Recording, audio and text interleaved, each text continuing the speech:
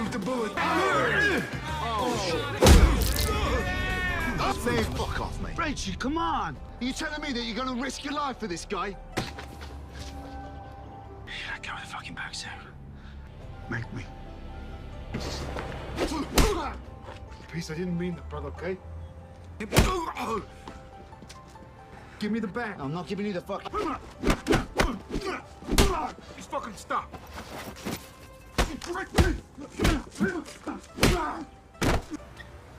You're taking that bag, Sue.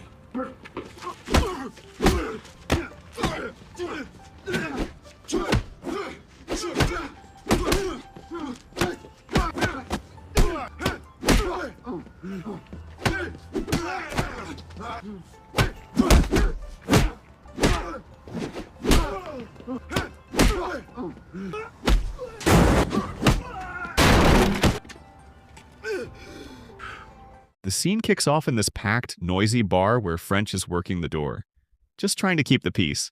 Everything's chill until a crew of drunk ex-vets rolls in, acting wild, practically begging for someone to check them.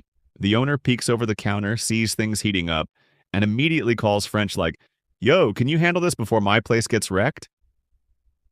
French steps in, smooth and calm, trying to cool the temperature. He tells the guys, "Listen, if y'all want to fight, take it outside. Don't trash the bar." But these dudes aren't trying to listen. They get louder, nastier, and start throwing cheap shots at him, talking trash about him being British like it's supposed to scare him. French doesn't bite. He turns to walk away, choosing peace over drama. Then one of them makes the mistake of putting hands on him. Hard shove from behind. And that's it. Switch flipped. French spins around and all hell breaks loose.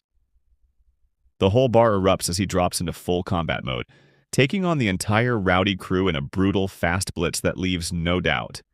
They picked the wrong man to mess with.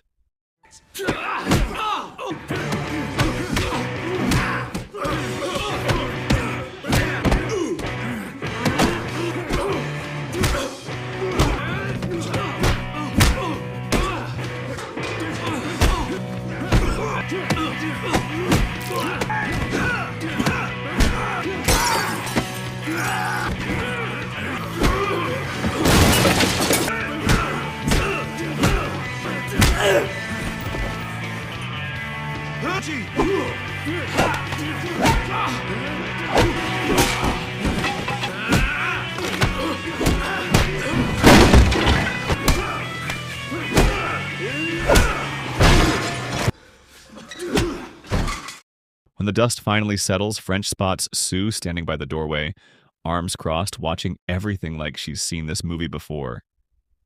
Before he can even catch his breath, the bar owner storms over, flipping out about the broken furniture and spilled drinks. No warning, no discussion. French is fired on the spot. Now jobless, French follows Sue out into the cool morning air. She drags him to a tiny breakfast joint where the coffee's hot, and the conversation is even hotter. Over their mugs, Sue drops the real reason she showed up. Tommy, their old boss, wants French back in the debt-collecting game. Sue lifts his shirt, showing a gnarly scar like a battle trophy. One of the bullets from their last job is still chilling in his ribs. French remembers that night all too well, and it's enough to make him say no without hesitation. But then Sue mentions the payday. 3 pickups, simple work. $70,000. French leans back, silent for a second. Then he sighs, knowing he needs the money. All right, one last run. As they head out, Sue freezes a black SUV, sits across the street. Engine running, windows dark. Someone's watching. French clocks it too, but they keep moving. Their first stop? The mansion of Lady Mallory, a French widow swimming in cash thanks to her late Ukrainian gangster husband. Sue warns French before they step inside.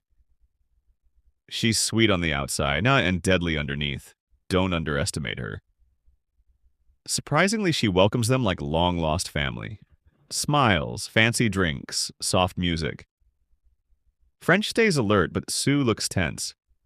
He knows her history, and the number of bodies behind her fortune. Then comes the shocker. Instead of stalling or arguing, Mallory tells her assistant to bring a bag of cash. She even records the handoff on her phone, making everything look clean and legit. Before French can process it, she asks Sue to stay behind for a private word, hinting there's history. French steps outside with the money, and something feels wrong. Too easy, too smooth. Sue's instincts match his, but it's already too late. A black SUV screeches in front of them, cutting off their exit. 4 massive bodyguards jump out, faces hard, guns visible. Hand the money back. French tightens his grip on the bag. Sue steps beside him, jaw clenched. And French realizes this simple job just blew up on them. What was supposed to be an easy pickup turns into an explosive standoff. Mallory's men closing in, and French ready to throw down all over again.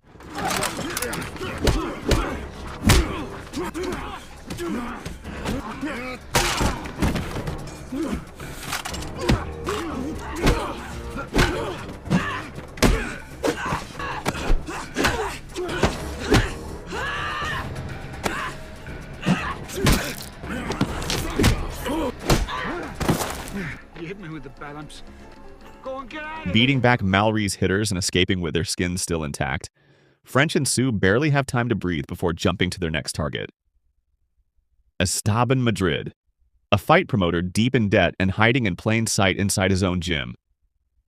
The guy owes 95 grand, and he's not the type to pay quietly. Before they step out of the car, Sue gives French the heads up. Listen, this dude keeps a whole army of fighters in there. We walk in, we better be ready for whatever. French nods. Trouble isn't new, just annoying. Inside, the gym is all sweat, noise, and fists slamming into heavy bags. At the center stands Madrid, chewing gum with the confidence of a man backed by muscle. He spots them and spreads his arms like he's welcoming old friends. Instead of cooperating, Madrid starts bragging about his fighters, his connections, and how untouchable he is. His crew of young boxers circles around French and Sue, cracking their knuckles like they're warming up for a show. French just stares at Madrid, not saying a word. Then Madrid throws out a curveball. He isn't paying a cent, not yet. He points at the ring and smirks. You want the money? Beat one of my best boys in there. 1 round. You win, I pay the full amount. You lose, we call it even, and you walk. Sue looks at French like, you gotta be kidding me. French steps toward the ring without blinking because running isn't in his DNA. We can do this! Come on!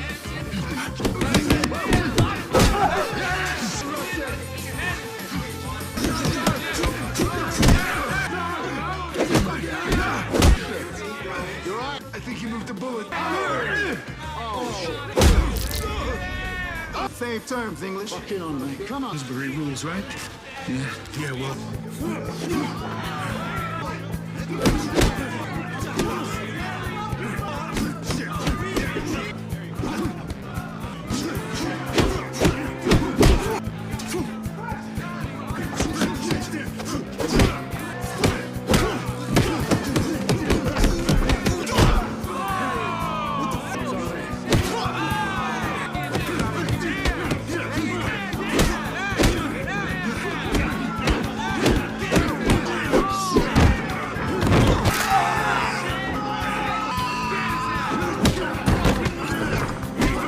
The ring showdown should have ended things clean, but Madrid doesn't play fair. The second his fighter hits the mat, Madrid snaps, face red, ego shattered, and suddenly he's waving a gun around like a man who's lost control of his own life. Sue, still shaking from the fight, finds a spark of courage.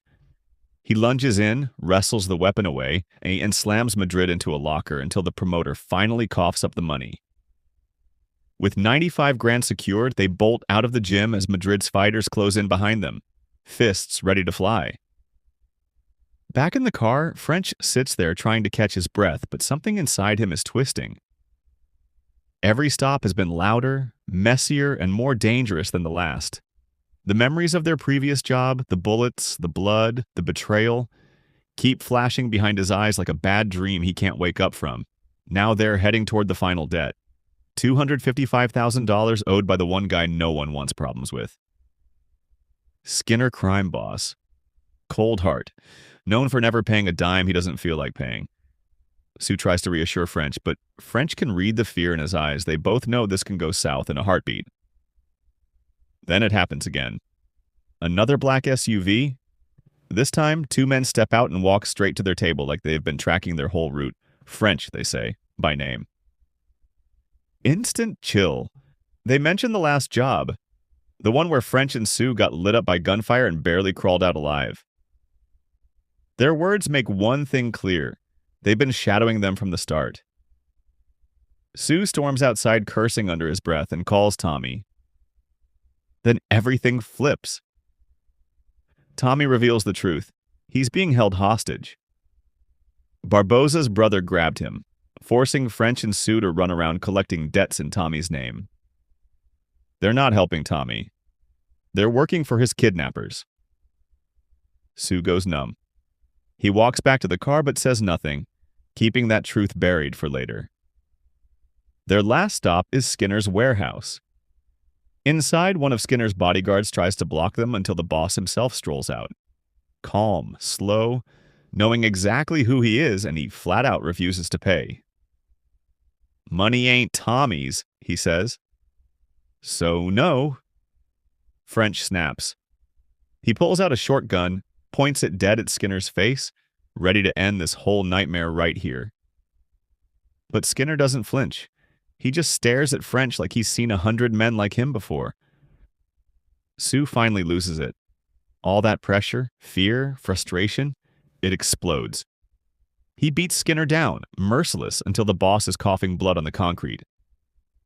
Broken and trembling, Skinner signals his guy to get the cash, but the bodyguard sees his opening, grabs the bag, and bolts. French bolts after him, pure instinct, tackles him halfway across the warehouse, and drops him with a knockout hit. He grabs the bag and walks back, exhausted and fed up with everything. Back at the car, French's voice is cold. Let's split the money and go our separate ways. I'm done with this life. Sue freezes. This is his moment. He has to tell the truth. Tommy isn't giving them orders. Tommy is the hostage Barboza's brother set everything up. Barboza was the one behind the ambush that nearly killed them last time. French's face twists with betrayal rage. Disgust.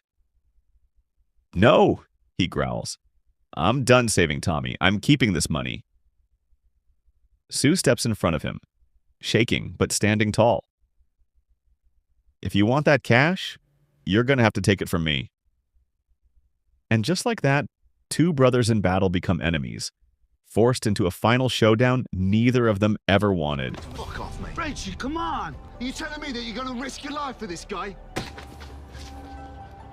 Let go of the fucking bag, Sue. Make me. Peace, I didn't mean that, brother, okay? Give me the bag. I'm not giving you the fuck. Just fucking stop.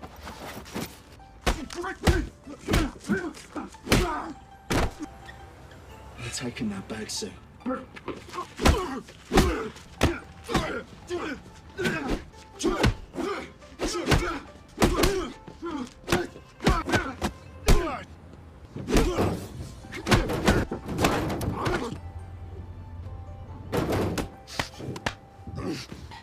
Remember that little conversation we had about MMA versus boxing?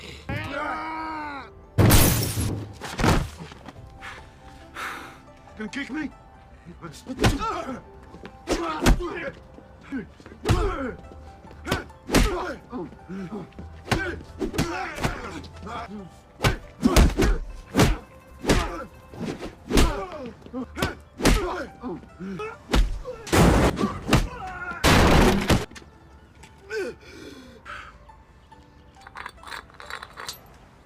Come on, then.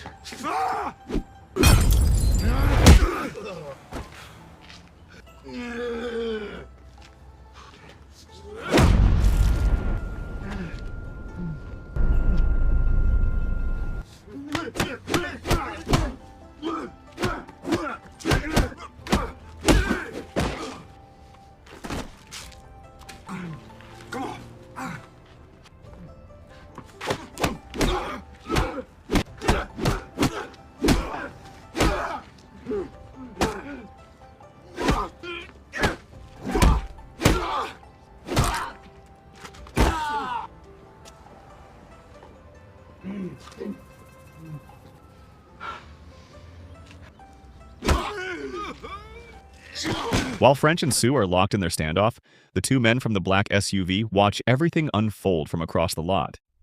They quietly call Barbossa's brother and give him the play-by-play. His response is simple and cold. Kill them both and bring me the money.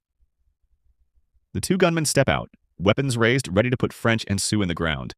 But Sue gets the drop on them. In one lightning-quick move, he snatches a gun from the nearest man, spins, and empties the clip. Both assassins hit the pavement before they even understand what happened. French sees the bodies, sees the chaos closing in around them, and finally breaks. He drops the fight, drops the ego. You keep the money, he says. I'm going after Barbossa's brother. Tommy didn't deserve this. It's the closest thing to surrender French has ever shown. But French doesn't know he's walking into another trap. Barbossa's brother grabs Sue first, strings him up, tortures him with electricity, volts ripping through him while he screams into the empty warehouse. It's punishment, revenge, and sick pleasure all in one. When French hears what happened, something inside him snaps. He comes back with backup. Mallory's men, all of them armed and hungry for payback. What follows is pure war. Gunfire erupts through the warehouse, bullets carving through concrete and flesh. French moves like a man possessed, taking down Barbossa's crew one by one. Mallory's soldiers sweep the perimeter, clearing rooms with ruthless precision. But even in the middle of the chaos, tragedy finds them. Tommy, still tied up, weak, terrified, is shot by Barbossa's brother in a final act of spite. He collapses in Sue's arms as French finishes off the last of the henchmen. Sue's grief flips to pure rage. He picks up a gun, walks straight to Barbossa's brother, no hesitation, no words, and drops him with a clean execution shot. It's over. Finally over. French pulls Sue outside as Mallory's men finish off the remaining enemies inside. Sirens echo in the distance, closing in fast. They jump into Mallory's SUV and tear off into the night, leaving the burning mess behind them. Months pass. A gray sky hangs over Tommy's grave as French and Sue stand in silence. Sue breaks first, voice shaking, admitting he still hears Tommy's screams, still sees the moment he died. It eats at him every day. French listens, steady and calm before guiding him back to the car. The film closes with the two of them driving toward a new chapter. French bringing Sue to meet a new employer, someone ready to hire him as a debt collector all over again. A brutal cycle. But maybe this time, a cleaner start. Thanks for watching. If you're new here, hit that subscribe button for more recaps. Until next time, take care and stay safe.